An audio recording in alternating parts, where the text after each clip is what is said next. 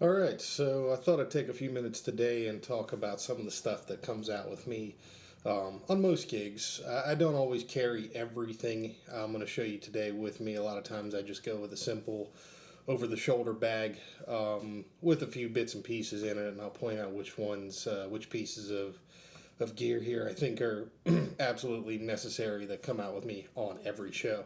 Um, so I might as well start with that. Typically in my bag on any given day, I will have the basics here, which include most importantly this battery backup. This is a battery backup. It's a battery phone charger. This is a really good one.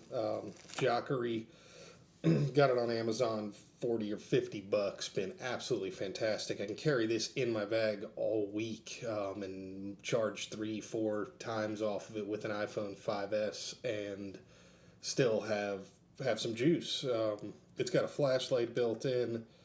It's got a USB input, which is really neat. So I normally carry it with these three cables. So one of them acts as a cable that I can charge the unit with, and then you can also use that cable to charge an Android phone. I have a iPhone 5, so I carry a lightning cable along with that, and then I also carry one of these older USB uh, cables here that charges things like a GoPro camera, which can be handy as well. So that always comes out with me. That's always in my bag, no matter where I'm going. Super super handy to have that with you. Set those aside.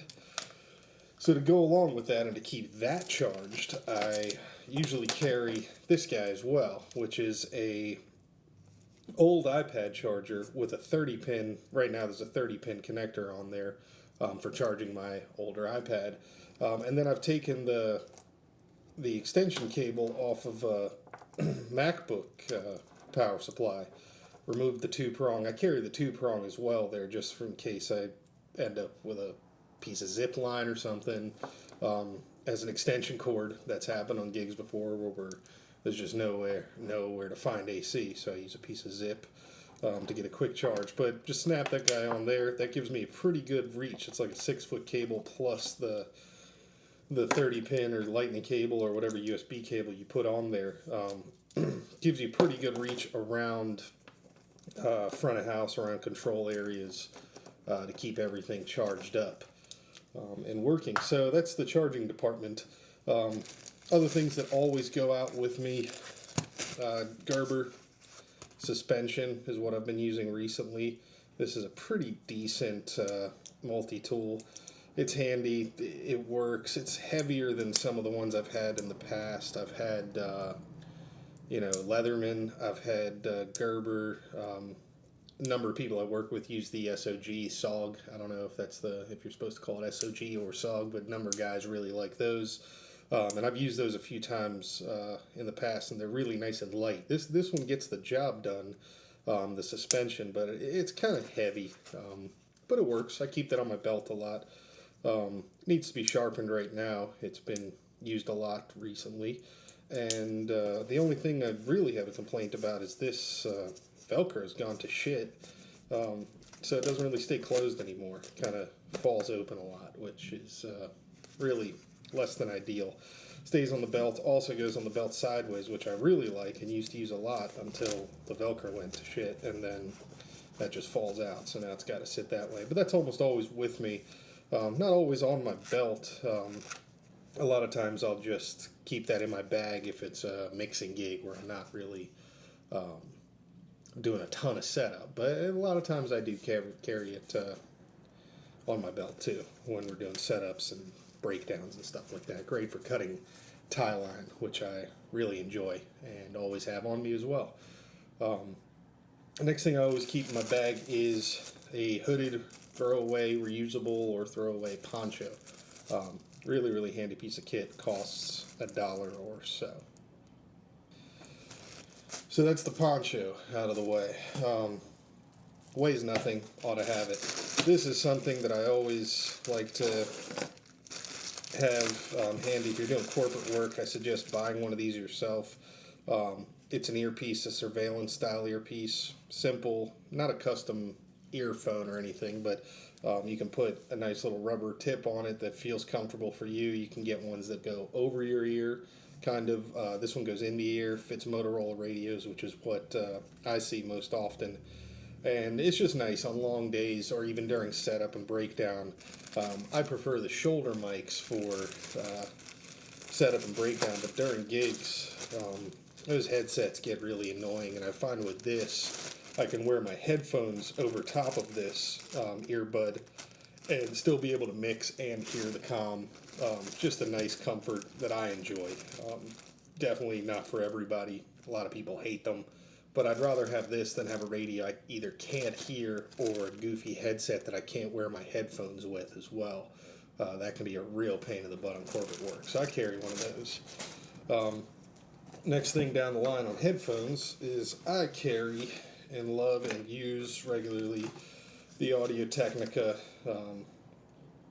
M50s. Sorry.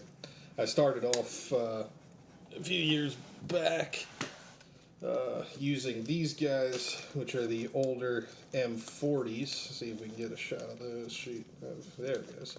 And those are just worn to pieces at this point. They're done. So when those died, this is my second or third pair of M40s since they came out. I went ahead and grabbed some of the M50s, been using those now. The cups are starting to get pretty worn, but I'll probably just put some fuzzy covers on those and call it a day. But these are great. They're awesome in the studio. They're great for mixing, tracking, live work. They fold up really nice and small, which is great, and they have an 1/8" adapter that comes off, so they're cool for if you happen to be traveling and you just want to listen to your iPod for a few minutes. Really, really handy. But that's what I've been using most recently. And that's pretty much all the stuff that goes out with me every single time. I've always got a selection of Sharpies. These are just mini Sharpies, all on a keychain. I normally carry either whiteboard tape or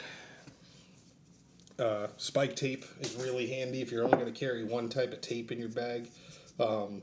Yellow or pink spike tape. Some guys say, oh man, it looks really goofy that you're putting spike tape on the console. If I'm only bringing a small bag, spike tape serves a bunch of different purposes. You can use it as spike tape. You can label stuff with it. You can mark stuff with it. It's good for safety on stage. I'm not carrying gaff tape on a lot of gigs. That's for the company to provide. So a roll of spike does it pretty well for me. And either that or console tape or white E-tape even for consoles. And then I always carry a USB stick as well. This one's been around the block a bunch of times with me. This is all my Yamaha show files on it. For consoles I see regularly, got some Soundcraft stuff on there right now. And it's on a lanyard. It's marked. Always comes back. It's a crappy 8 gig Lexar, but does the job for Yamaha stuff. You don't want to get too fancy with the Yamaha consoles. They like smaller and older USB sticks. Maglite, really, really important tool. I use a Maglite. A lot of guys now have these super fancy, really expensive flashlights. And I got to say, they're all great. I mean, guys throw on these lights on gigs, and they're as bright as a headlight on a car.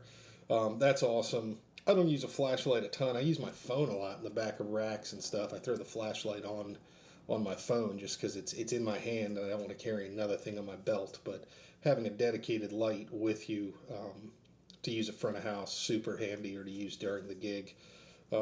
I've just always liked the Maglites. They're simple. The batteries tend to last forever. Even when they're dying, they still work a little bit. So Maglite comes out pretty regularly. Alcohol swabs. Use them to clean microphones. They're super cheap. Come in big bags, boxes. I carry a bunch. Other tools I carry regularly, but not always, is a small paintbrush. Never been used to paint, obviously. Great for cleaning consoles.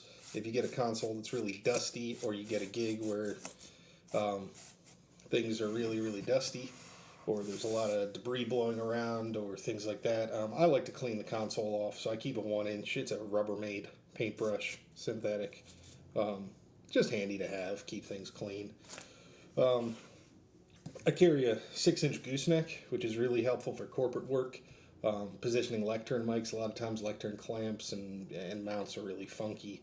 Hard to get something that is secure but looks good in the shot. So a black 6-inch gooseneck can be really helpful, actually. Make just kind of tighten up the look of your show.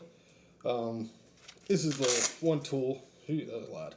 This is one tool that I carry a lot and use probably more often than anything else. And this is a Bosch GLR 225 laser distance measurer. Won't go super far into how it works or anything. Obviously, it's you point it at something, it throws a laser. When it hits what you want to measure, you hit it again, and it gives you a distance. Super accurate. This one goes up to 225 feet. I use this. No, sorry, this one goes up to 230 feet. Wow. I use this all the time for rigging, flying line arrays up in the air, making sure things are consistent. You can fly stuff up and get it pretty close, but when you're standing on the ground, a lot of times it'd be optical illusions. Things look like one side's higher than the other based on what's behind it or what way the building is or the roof line shape. This just gives you that extra measure of consistency, and also for setting delay times. Really, really simple for setting delay times to get an accurate measure between front of house or between front of house and a delay stack, between backline and front of house, things like that. And by front of house, I mean the speakers, not the mix position, obviously. Comes in a nice case, belt loop. I don't carry this on my belt. It's one of those pull it out, use it, kind of put it away things.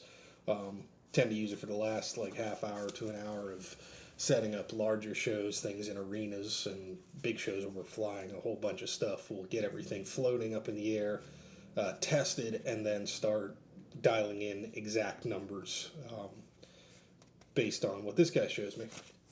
Really awesome tool. Kind of expensive, but if you're doing a lot of stuff with large systems, it saves you a heck of a lot of time.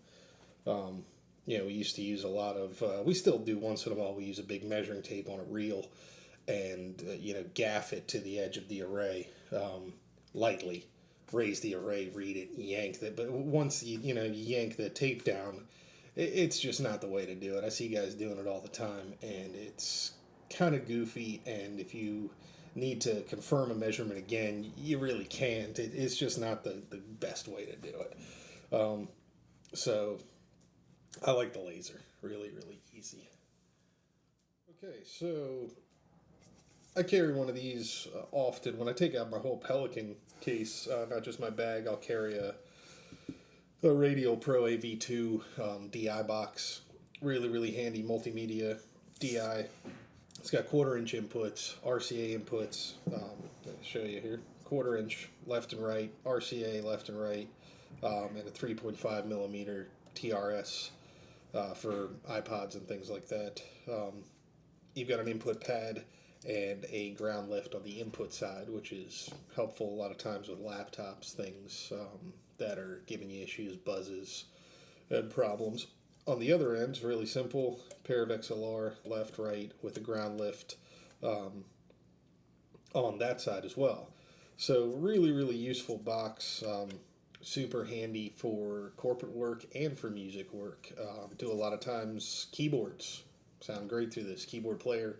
There's no through on this as such. There is. If you go in through the right, the RCA is your through. So you can use an adapter to 1/4-inch and go into an amplifier if it's a guitar, acoustic guitar, something like that, or a keyboard that does need to go to the amp. I usually have some of those on hand as well. So you do have a through. It's a little weird. I don't use the RCA so much anymore as I used to, but it's handy to have. So normally a standard DI box would be all 1/4-inch, and you go in and then through out to the amplifier or tuner pedal. This you just need to adapt for that. But you can do stereo keyboards, independent, dual mono keyboards. You can do anything you'd use a DI box for. Really, it's a good quality passive DI that gives you a few more options. It's really worth it for the price for a 2 channel to have one of these. To go along with that, I usually carry a couple of decent quality. These are Canary with Neutrik black ends, decent quality, short 3-foot XLR cables. I carry a TRS 3.5 to female XLR. Now this is wired mono, so